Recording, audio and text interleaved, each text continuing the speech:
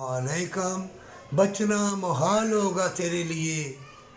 अल्लाह का नाइब और खलीफा बन के आया है, क्यों नहीं सजदा रेज हो के अल्लाह को पुकारता। ये हसीन मोहब्बत, ये प्यार, ये तंदुरुस्ती के नज़ारे, ये बागात तुम्हारे लिए। अल्लाह तुम्हें ज़ालिमों से, मक्कारों से, ज़ख़ीरा अंदोज़ों से, जो भी इंसानियत और इस्लाम के दुश्मन हैं, अल्लाह तुमको बचा लेगा। अल्लाह तुमको नेकी के दरवाज़े में दाखिल कर देगा। ए मोमिन, ज़िंदगी मौत अल्लाह के हाथ में है और दाने दाने पे मोहर लगी है। घर में कुरान है और तवीज़ गढ़ने वालों के पास जब जाएगा वो तो वहम डालेंगे, वो तो कहेंगे अमलियात हो गए।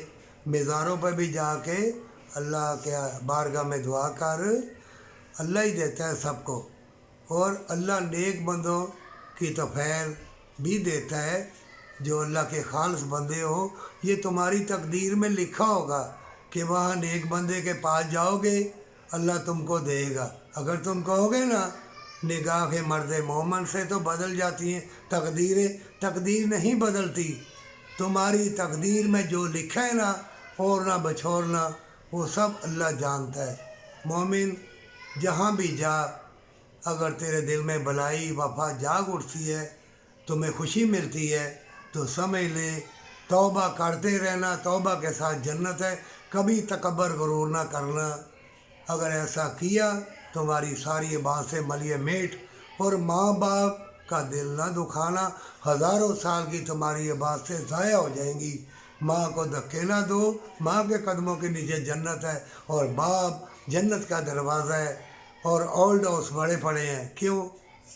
ये ज़मीन अपने ख़जाने क्यों छुपा लेगी? ये फ़लस्तीन क्यों नहीं तुम जा रहे? ये सारे मुसलमान इकट्ठे क्यों नहीं हो रहे? कि दुनिया की चमक दमक देख के दुनिया प्यारी हो गई, मौत को भूल गया और हमेशा की जन्नत भी भूल गया, सौदा कर लिया। और जो तड़पते हुए और गुर्बत में सूखी रोटी खाते हुए जो ज़िंदगी गुजारते हैं, कुरान में अल्लाह ने फरमाया है कि अल्लाह ने मोमिनों से उनकी जान और माल के बदले जन्नत खरीद ली। कितनी बड़ी बात है।